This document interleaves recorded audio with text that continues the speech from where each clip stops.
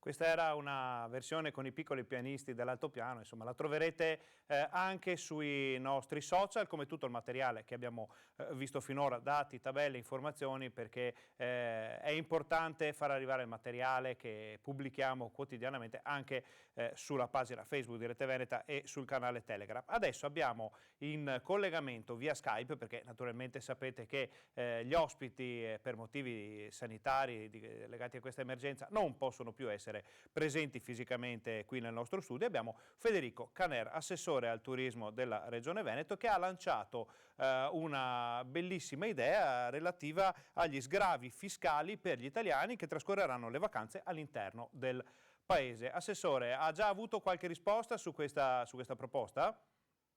Sì, guardi, questa è una proposta che è nata in collaborazione con le categorie economiche. Ovviamente ci rendiamo conto che non è una proposta che risolve i problemi del turismo, siamo ben consci di questo, nel senso che, come sapete, gran parte del turismo veneto è un turismo di provenienza straniera, ma proprio perché gli stranieri sono 100% bloccati, noi abbiamo pensato che l'unico sistema per movimentare un po' è puntare sugli italiani. Allora, faccio una premessa. Ovvio che molti italiani purtroppo non potranno fare le vacanze perché o per le situazioni economiche, penso alle tante partite IVA, a chi ha qualche difficoltà nelle proprie aziende, oppure anche a qualche dipendente che magari ha dovuto fare le ferie adesso perché molti sono stati messi in ferie e quindi magari ad agosto non potranno essere in ferie. Però vede, c'è anche una categoria di persone, penso a tutti coloro che lavorano nel pubblico impiego, e sappiamo che in Italia sono anche tanti, oppure le persone che lavorano diciamo in quelle attività che in questi mesi fortunatamente sono rimaste aperte, oppure ai tanti pensionati, che sono tanti in Italia, che abbiamo, e non sono tutti con 500-600 euro, c'è qualcuno che magari ha una pensione un po' più altina, che comunque alla sua settimana di vacanza al mare non ci ha mai rinunciato, insomma, ecco, ci rivolgiamo a queste categorie qua e dicendo loro: guardate, invece che fare una settimana, fatene 2, perché vi permettiamo di dedurre le spese di questa vacanza.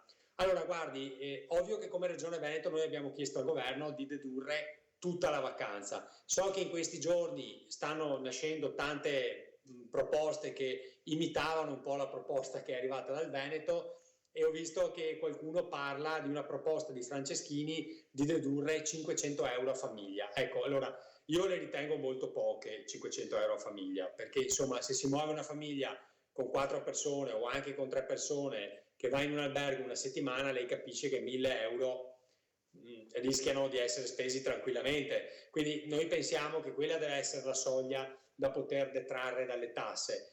Pensiamo possa essere un piccolo incentivo che sicuramente non risolve il problema del turismo, ma apre una speranza per gli italiani e per questi albergatori, perché sa, ce ne sono anche tanti che stanno facendo i conti se gli conviene aprire o meno, perché la situazione estiva, io voglio essere positivo, però non posso non dire la verità, e se non altro mezza stagione è compromessa. Certo, diciamo che naturalmente ormai la parentesi pasquale è andata e su questo non ci sono dubbi. Si rischia che l'estate insomma sia in parte compromessa. Fortunatamente abbiamo sia il mare che le montagne venete che a settembre-ottobre sono ancora fantastiche da vedere, insomma col clima che sta cambiando si può arrivare anche a ottobre inoltrato per una vacanza coi fiocchi, non coi fiocchi di neve, ma coi fiocchi di qualità. Però dicevamo, Assessore, l'ultima volta che ci siamo sentiti, che la situazione era un quadro per il momento a tinte fosche. Sono passati alcuni giorni, colpa nostra che non l'abbiamo più cercata per avere aggiornamenti, sono passati alcuni giorni e adesso questo quadro è ancora più a tinte fosche, perché insomma la speranza di una riapertura immediata ormai è svanita e, come diceva lei, tantissimi stanno pensando, stanno facendo un po' più i conti, ce la facciamo riaprire o no? Quindi dal suo osservatorio privilegiato qual è la situazione? Ecco, guardi, io devo dire la verità, ovvio che, come diceva lei, purtroppo la reiterazione di questa chiusura ha fatto slittare tutto in avanti in termini di apertura delle stagioni. Io ho, in particolare dalla costa veneta, mi vengono due indicazioni. C'è una parte di persone che magari non vuole riaprire e approfittare della situazione, magari anche per fare degli interventi di ammodernamento, il che sarebbe anche positivo, perché noi tutti siamo convinti che prima o poi sta roba finisce, insomma, se finì anche la peste bubonica, finirà anche il coronavirus prima o poi, no? Dobbiamo essere positivi e quindi ripartiremo. Allora c'è qualcuno che dice: guarda, quasi quasi tengo chiuso, faccio gli interventi che comunque avrei dovuto fare e poi riparto magari nella prossima stagione, se è gente che lavora solo d'estate. Ce ne sono però altri, e lo devo dire, che stanno facendo degli sforzi incredibili e che stanno comunicando la voglia di tenere aperto a tutti i costi. Quindi faccio un esempio: da Cavallino Treporti è arrivata una proposta importante, che tra l'altro danno la possibilità di regalare anche 1000 soggiorni a tutti i medici e gli infermieri che in questi e tutte le persone che hanno lavorato insomma nel sistema sanitario, che si sono distinti per i loro atti eroici, e ovvio che questa insomma, è una cosa che è positiva, perché non solo fanno del bene a queste persone, ma insomma dichiarano di voler partire e sono pronti a farlo. Quindi devo dire la verità, io ho questa doppia campana, questo doppio campanello, diciamo, d'allarme. Da una parte che c'è chi mi dice guarda non so, ma ce ne sono tanti per l'altro verso che dicono invece guarda noi partiamo a tutti i costi perché vogliamo mandare un messaggio, non che siano convinti di guadagnarci, perché, insomma parliamoci chiaro, perché la situazione, ripeto, è un po' difficile, però lo fanno proprio per dare servizio. Quindi a me non resta che accompagnarli, sollecitarli, aiutarli il più possibile con le manovre regionali che stiamo facendo, non solo di promozione ma di tante altre che abbiamo proposto, di sostegno alle imprese che hanno invece la voglia e la necessità di aprire. Quindi questa è un po' la situazione. Per quanto riguarda invece il turismo internazionale, lì guardi, come minimo si parla di ottobre, c'è chi dice anche 2021. Quindi il nostro tessuto turistico, che pure insomma è sempre stato pronto a tutti i cambiamenti, dovrà essere davvero pronto questa volta a un cambiamento epocale dal punto di vista della ricettività europea a questo punto. Ma assolutamente sì, e noi comunque dobbiamo, secondo me, essere già pronti. Noi stiamo già, guardi, stamattina per esempio, ecco, tanto per dare una notizia proprio fresca, ho fatto anche un tavolo ristretto del turismo, molto operativo diciamo, e anche lì oggi abbiamo discusso non solo dell'emergenza, come le dicevo prima, di cosa dobbiamo fare per aiutare le nostre imprese, ma stiamo già pensando alla ripartenza. Qualcuno mi dice ma è presto, sì, infatti noi non è che andiamo a fare campagne promozionali in questo momento, perché in questo momento significa buttare via i soldi, però già programmare la campagna per quando partirà, poi vedremo quando partirà, perché può essere che sia ottobre come mi dicono tanti, settembre, ma potrebbe essere anche agosto, se adesso finalmente i numeri della sanità cominciano a girare in positivo e si cominciano ad aprire un po' di attività. Certo, bisogna farsi comunque attenzione, non è che si va al mare come l'anno scorso, ecco, tanto per essere o in montagna o al lago di Garda o da qualsiasi parte, non si va come l'anno scorso, si va comunque con le attenzioni, cambierà il servizio. Le faccio un esempio, io parlavo e dicevo ma guardate, anche chi andrà al mare è impossibile pensare agli ombrelloni attaccati come l'anno scorso, no? Oppure al servizio al chiosco. Io l'ho già detto a qualcuno, pensate per esempio già un servizio dove insomma qualche fila di ombrelloni viene tolta, no? Sia in verticale che in orizzontale, in maniera da lasciare molto più spazio tra un ombrellone e l'altra. Pensare per esempio ad un servizio in spiaggia individuale, non andare tutti in coda come si faceva prima al chiosco a prendersi il toast, ma magari lo ordini e te lo portano, no? Con le mascherine e con, ecco, insomma, io penso poi, guardi, la fantasia dei veneti e degli italiani è incredibile, quindi io penso anche che si possa ripartire con un po' anche di attenzione, cambiando sicuramente i paradigmi sociali e cambiando anche il servizio turistico, che chissà sarà a volta buona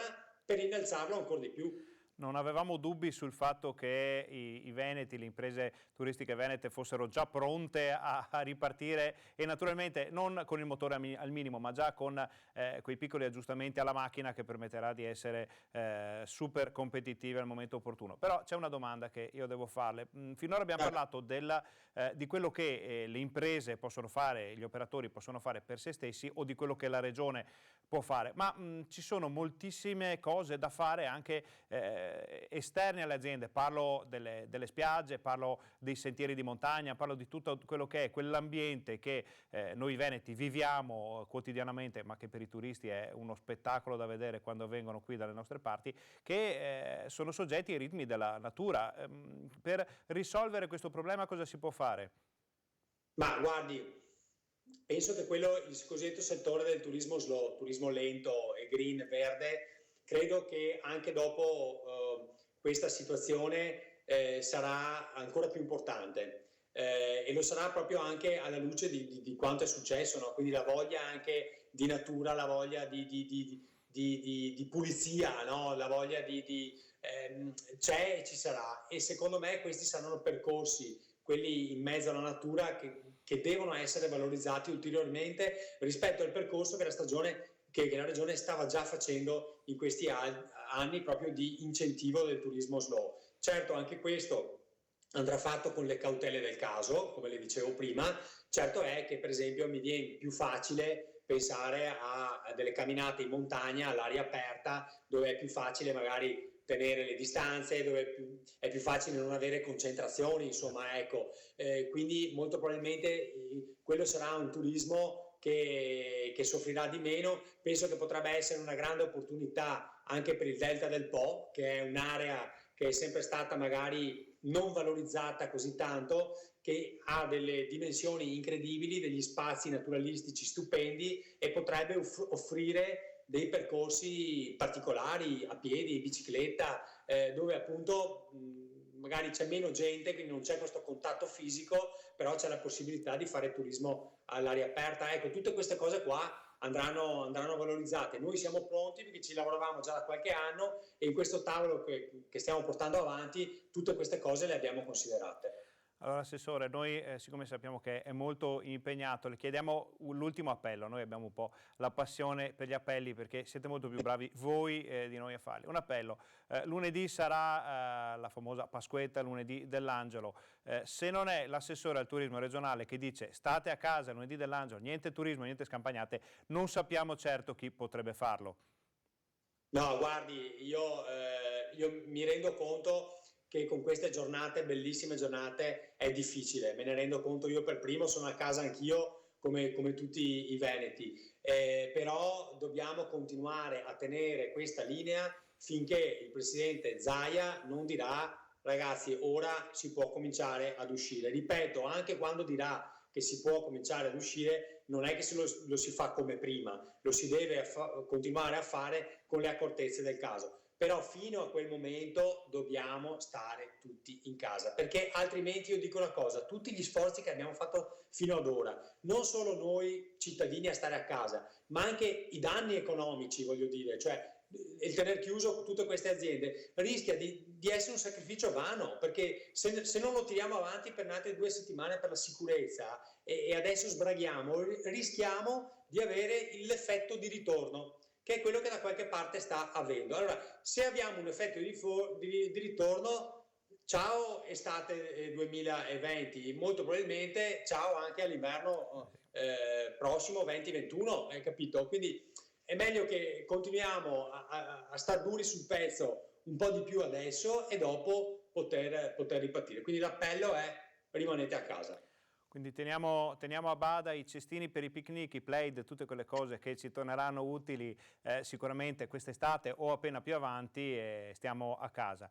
Ringraziamo l'assessore regionale al turismo Federico Canera, abbiamo fatto con lui il punto della situazione dall'importantissimo osservatorio turistico veneto. Grazie Assessore. Grazie a lei e a tutti i telespettatori.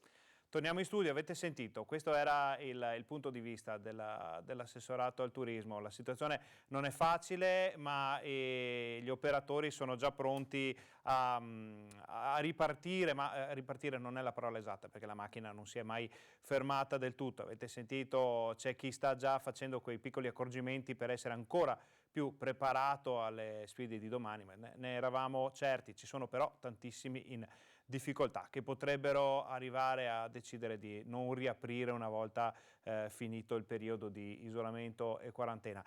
Sono tutte situazioni in divenire, vedremo cosa succederà. L'importante, come ha detto l'assessore, come ha detto anche il Presidente Zaia, la Pasquetta, lo ricordiamo, resta chiusa, blindata, non saranno aperti neanche i negozi perché su questo siamo stati molto chiari noi dell'informazione nei giorni scorsi e quindi bisogna stare tutti molto coperti. Prima di andare a sentire eventualmente altri ospiti che stiamo contattando, perché la nostra redazione sta sempre cercando di capire chi possiamo sentire in questo momento, contattare, sapete, tantissimi di loro sono in videoconferenza e riunione, non è facile in questo periodo riuscire a parlare con tutte le istituzioni con cui vorremmo parlare. Andiamo a vedere però a Padova cos'è successo con i volontari della protezione civile che tornano in strada per comunicare appunto con la popolazione per distribuire guanti e mascherine.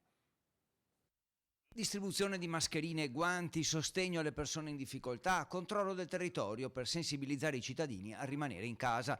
La Protezione Civile dimostra ancora una volta in queste ore la sua organizzazione e la sua efficienza nei momenti più difficili. E a Padova sono tornati anche sulle strade per ricordare alla popolazione i contenuti del decreto del governo. Continuano i messaggi alla cittadinanza con le auto della Protezione Civile e gli autoparlanti per dire alle persone di rimanere a casa. Io immagino che le belle giornate e anche i dati della riduzione del numero di contagi possano farci pensare che la situazione sia migliore, ma è necessario continuare a non abbassare la guardia. Già da oggi i volontari della Protezione Civile sono impegnati a distribuire guanti e mascherine ai clienti dei negozi sotto il Salone, in piazza, a Padova, per rispettare le regole dell'ordinanza regionale. Poi, da lunedì, faranno lo stesso quando riapriranno i mercati alimentari all'aperto. 12 auto della Protezione Civile ogni giorno sono in giro per le strade a ricordare questo, e oggi la Protezione Civile l'ha schierata anche sulle piazze per agevolare, dare informazioni, dare mascherine, dare guanti. Il messaggio comunque è sempre lo stesso: guanti e mascherine servono per chi è costretto a uscire, ma per tutti gli altri l'unico modo per combattere il contagio è rimanere a casa. Manteniamo ancora per il tempo richiesto la guardia alzata, rimaniamo a casa, questo serve a ridurre i contagi. Questo serve a ridurre i contagi, lo stanno dicendo tutte le autorità, perché in questi giorni, con la bella stagione, è arrivato il sole, l'abbiamo visto tutti, le temperature si sono alzate, la voglia di uscire, la voglia di libertà è sempre più forte, sempre più pressante, ma è proprio adesso che bisogna tenere i nervi saldi. Quindi abbiamo visto ieri a Padova sono stati multati dei ragazzi che stavano facendo una grigliata con birra, vino, salsicce in centro storico. I vicini hanno chiamato la questura e sono arrivate le volanti, quindi la situazione va tenuta sotto controllo. C'è una cosa che possiamo fare però da casa nostra, tutti quanti comodamente, senza dover uscire, ed è quella di donare, perché la solidarietà è fondamentale in questo periodo. Questo che vedete è l'IBAN che l'associazione Helios Onlus ha attivato per donare all'ospedale della Pedemontana, all'ospedale di Bassano del Grappa, attrezzature sempre all'avanguardia, in modo che i medici, gli operatori, gli infermieri possano combattere il coronavirus con strumentazioni di ultima generazione. La raccolta fondi è già superato, insomma, centinaia di migliaia di euro, e continuano ad arrivare donazioni. Questo è l'IBAN, vi lasciamo il tempo di scriverlo, ma trovate questa informazione come tante altre sulla pagina Facebook di Rete Veneta e anche sul canale Telegram, dal quale potete scrivere con calma, raccogliere tutte quelle che sono le informazioni per donare. Ricordiamo, le donazioni si possono fare tranquillamente con l'home banking, non serve andare in banca. Sono molti che ci chiedono perché non vengono attivate quelle donazioni con i 2 euro, gli SMS. Stiamo attendendo delle risposte, ma probabilmente se non vengono attivate è perché è molto più diretto e molto più incisivo avere un conto corrente sul quale far confluire le donazioni. Anche la Regione ha attivato un conto corrente che ha raccolto più di 13 milioni di euro in pochi giorni, che verranno però deviati, confluiti naturalmente sul conto dell'azienda Zero, che poi deciderà come gestire queste donazioni. Noi vi ricordiamo, dal nostro punto di vista stiamo perorando la causa di Helios Onlus, perché vediamo ogni giorno quello che questa associazione acquista per il San Bassiano. Sono arrivati i letti di terapia intensiva, i letti di terapia semi-intensiva, i pulsiossimetri, è arrivato materiale di altissima qualità che servirà da qui alla fine dell'emergenza per curare più persone possibili. Per quanto ci riguarda invece un'altra proposta che vi facciamo è quella per il vostro pomeriggio, per tempo libero ce n'è tantissimo, e ad esempio un po' di mantenimento fisico non fa male a nessuno. Dalle 16:30 fino alle 18 ci sarà un'ora e mezza di Pilates, Tai Chi, ginnastica dolce e Zumba, quindi insomma copriamo davvero tutto il campo dello scibile della ginnastica, e si può fare comodamente dal proprio salotto. Poi c'è la messa dal santo, la messa in diretta dalla Basilica di Sant'Antonio. Poi torniamo noi con la nostra informazione, vi accompagniamo fino a questa sera con dirette e altre informazioni importantissime per superare questa emergenza coronavirus. A questo punto facciamo una breve pausa pubblicitaria, poi torniamo con l'informazione.